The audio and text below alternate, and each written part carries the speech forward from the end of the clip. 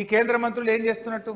8 మంది బీజేపీ ఎంపీలు, 2 బీజేపీ కేంద్ర మంత్రులు దీన్ని అడ్డుకోవాల్సిన బాధ్యత లేదా? రాష్ట్ర ప్రయోజనాల్ని కాపాడాల్సిన బాధ్యత లేదా? రాష్ట్ర హక్కుల్ని కాపాడాల్సిన బాధ్యత వాళ్ళకి లేదా? ఇవాళ రాష్ట్ర ప్రజలు కూడా ఆలోచిస్తున్నారు. ఇంతమంది 2 కేంద్ర మంత్రులు, 8 మంది ఎంపీలు ఉండి ఏం లాభం అనేటువంటి ఈరోజు చర్చ జరుగుతూ ఉంది.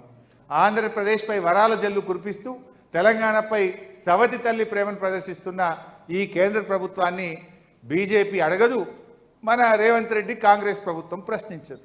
దొందే 8 ఎంపీలు గెలిచిండ్రు. తెలంగాణకు నిధుల్లో నదుల్లో రెండిట్లో అన్యాయం.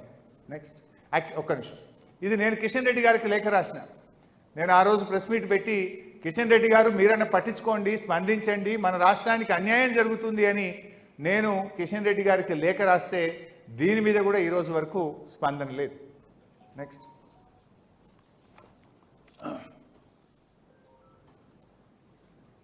సరే, దీన్ని బట్టి ఇలా ఒకటి ఏమర్థమవుతుంది? చంద్రబాబు రేవంత్ గారి మధ్య ఉన్న లోపాయికార ఒప్పందం ఇలా మనకు అర్థమవుతా ఉంది. ఎందుకు ఈ మౌనం? ఈ రాష్ట్ర ప్రయోజనాలకు దెబ్బ తగులుతుంటే అటు కృష్ణాలో 65 టీఎంసీలు అదనంగా ఇచ్చిండ్రు, Srisailam right branch canal lining అయితే నువ్వు మాట్లాడు, గోదావరి బంకచెర్ల కడితే నీ నోరు పెగలదు. అంటే దీన్ని బట్టి మరి బాబు గారికి ఈ రేవంత్ రెడ్డి గారు గురుదక్షిణ చెల్లిస్తూ ఈ రాష్ట్ర ప్రజలకు, ఈ రాష్ట్రానికి తీవ్రని ద్రోహాన్ని తలపెడతా ఉన్నారు. ఇలా తెలంగాణలో ఉన్నది కాంగ్రెస్ ప్రభుత్వమా, చంద్రబాబు డైరెక్షన్లో నడుస్తున్న ప్రభుత్వం అని డౌట్స్ వస్తున్నాయి వీళ్ళందరికీ. ఎందుకంటే ఈ రాష్ట్ర ముఖ్యమంత్రి అయితే ఈ రాష్ట్ర ప్రజల కోసం కొట్లాడాలి, ఈ రాష్ట్ర ప్రయోజనాల కోసం కొట్లాడాలి. కానీ రేవంత్ రెడ్డి చూస్తుంటే పక్క రాష్ట్ర ప్రయోజనాల కోసం ఈయన పాకులాడుతున్నట్టున్నది. ఈయన మౌనం పక్క రాష్ట్రాలకు వాళ్ళ యొక్క ప్రయోజనాలను బలోపేతం చేస్తున్నట్టుగా ఈరోజు కనబడతా ఉంది. మొన్న నీతి ఆయోగ్ మీటింగ్ పోయింది రేవంత్ రెడ్డి గారు ఢిల్లీలో.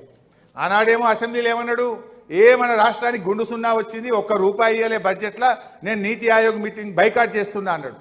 మరి మొన్న పోయిండు. నేను అనుకున్నా ఆయన పోయిండంటే ఈ గోదావరి బంకచెర్ల అడగనీకే పోయిండేమో. నేను కూడా ఒక ట్విట్టర్ పెట్టినా, మర్చిపోతాడేమో, యాద్ చేద్దాం రేవంత్ రెడ్డి. కానీ ఆ మీటింగ్ పోకముందే గోదావరి బంకచెర్ల ప్రాజెక్టు మీద నువ్వు నీతి ఆయోగ్ మీటింగ్లో ప్రధానమంత్రి గారిని అడుగు, కేంద్ర ప్రభుత్వం దృష్టికి తీసుకుపోవని కూడా ట్వీట్ పెట్టినా.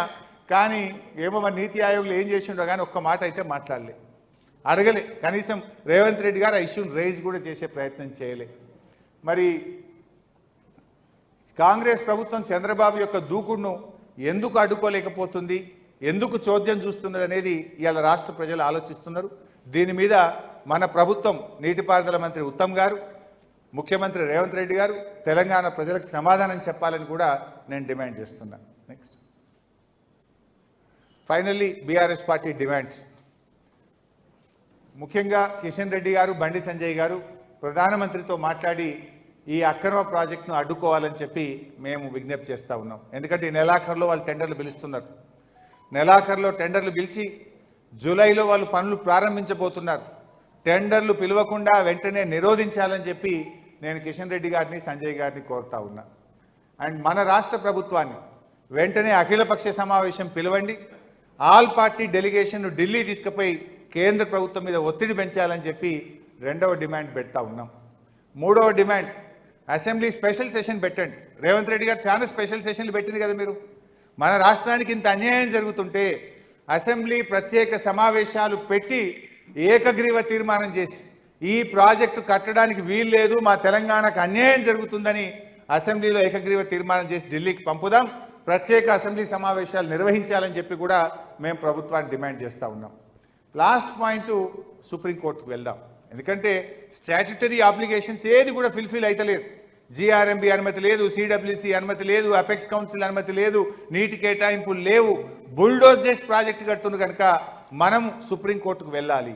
ఎందుకు వెళ్ళాలంటే సెక్షన్ 3 రైట్ రాయల్గా కేంద్ర ప్రభుత్వం సెక్షన్ 3 కింద ఆంధ్రప్రదేశ్ తెలంగాణ మధ్య కృష్ణా నదీ జలాలు పునఃపంపిణీ చేయమని కేంద్రం ఆర్డర్ ఇచ్చింది. సెక్షన్ 3 కింద కేసీఆర్ గారు సాధించిండ్రు. దాని మీద ఆంధ్రప్రదేశ్ సుప్రీంకోర్టులో కేసు వేసింది.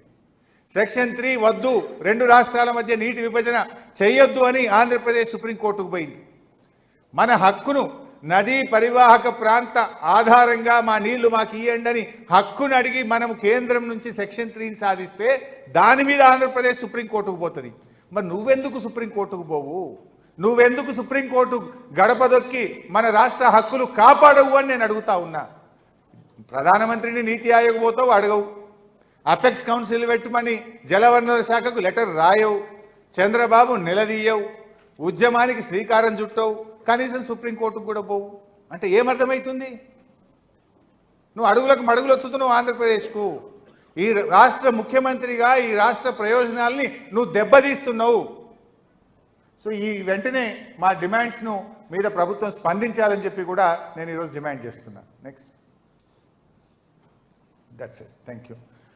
సో ఫైనల్లీ మేము కోరేది ఒక్కటే, ఇవాళ ఇది చాలా చాలా ముఖ్యమైనటువంటి అంశం. సరే, ఇంకో లాస్ట్ పాయింట్ నేను అదే చెప్తున్నా. ఇది చాలా చాలా ముఖ్యమైనటువంటి అంశం.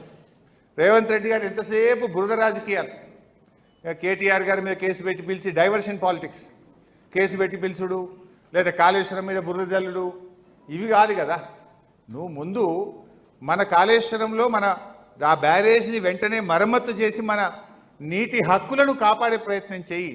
రాజకీయాలు చేయాలంటే చాలా ఉన్నాయి, మాట్లాడుకుందాం. రాజకీయాల కోసం రాష్ట్ర ప్రయోజనాలను ఫనంగా పెట్టకు.